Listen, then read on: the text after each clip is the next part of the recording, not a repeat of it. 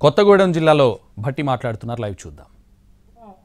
ఈ రాష్ట్రంలో energy policy లేకపోబట్టి ఒక పాలసీ తయారు చేసుకోలేకపోవటం వల్ల ఈ రాష్ట్రంలో మిగతా ఆల్టర్నేటివ్ పవర్ సంబంధించినటువంటి వ్యవస్థలు ఇక్కడికి వచ్చి ఎవరైనా పెడదామన్నా దాన్ని వ్యవస్థీకృతం చేద్దామన్నా ఏ పాలసీ లేకపోబట్టి ఇక్కడికి ఎవరు రాకుండా పోయారు. ఈరోజు దాన్ని దృష్టిలో పెట్టుకొని రివ్యూ చేసి ఇప్పటికే ఈ శాఖ ఆదేశాలు ఇచ్చాను. నేను ఎనర్జీ సంబంధించినటువంటి ఒక కొత్త పాలసీని రూపొందించుకోవాల్సినటువంటి అవసరం ఈ రాష్ట్రానికి ఎంతైనా ఉంది.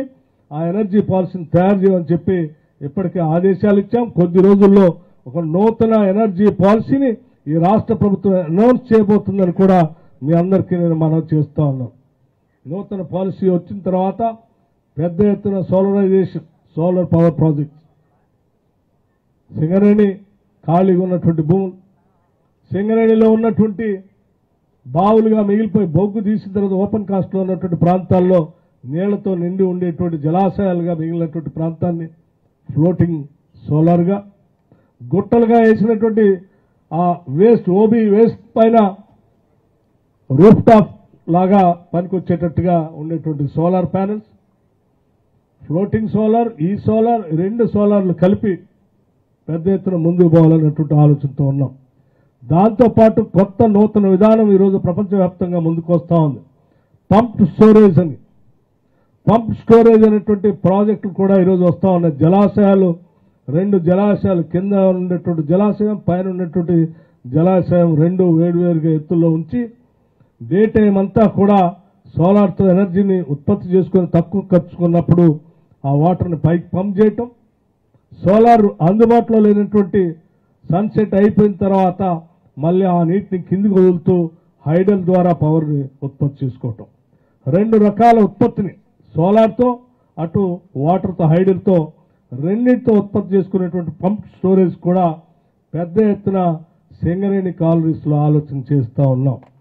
ఇది మనకు అంది వచ్చేటువంటి అదనపు ఆదాయం, బొగ్గుతో సమకూర్చేటువంటి ఆదాయంతో పాటు సింగరేణి సంస్థలు ఈ రకమైనటువంటి కొత్త వనరుల్లోకి పోతే ఇంకా పెద్ద ఎత్తున ఆదాయం సమకూర్చుకోవడానికి అవకాశం ఉన్నటువంటి ప్రాంతం అది. అలాగే రాష్ట్ర ప్రభుత్వం ఈ సోలార్ పవర్ ప్రాజెక్ట్స్ పెట్టుకోవడానికి ఖాళీగా ఉండేటువంటి ప్రదేశాలే కాకుండా అనాదిగా ఈ రాష్ట్రంలో ఉన్నటువంటి మీడియం ఇరిగేషన్ ప్రాజెక్ట్స్, లేకపోతే మేజర్ ఇరిగేషన్ ప్రాజెక్ట్స్, మేజర్ ఇరిగేషన్కి అనుసంధానంగా కాలువలు తీసి పొలాలకు నీళ్లు అందించేటువంటి మెయిన్ కెనాల్స్ పైన ఉన్నటువంటి బండ్స్ పైన, వీటన్నిటిపైన కూడా పవర్ సోలార్ పవర్ సంబంధించి ఏర్పాటు చేసుకోవాలనే ఆలోచన కూడా రాష్ట్ర ప్రభుత్వం చేస్తూ ఉంది. మీడియం ఇరిగేషన్, మేజర్ ఇరిగేషన్లో ఫ్లోటింగ్ సోలార్, బండ్స్ మీద మామూలు సోలార్ రూఫ్ టాప్స్, పెద్ద ఎత్తున దీనివల్ల రాష్ట్ర ప్రభుత్వానికి సోలార్ పవర్ రావటమే కాకుండా ఆయా మీడియం ఇరిగేషన్ ప్రాజెక్ట్స్లో కానీ లేకపోతే మేజర్ ఇరిగేషన్ ప్రాజెక్టులో కానీ ఉన్నటువంటి నీటి ఎవాపరేషన్ని కూడా తగ్గించడానికి పెద్ద ఎత్తున ఇది ఉపయోగపడుతుంది.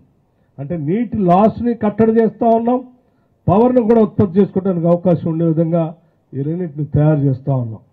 అట్లాగే మేజర్ ఇరిగేషన్ ప్రాజెక్ట్ సంబంధించి శ్రీశైలం కానీ, నాగార్జున సార్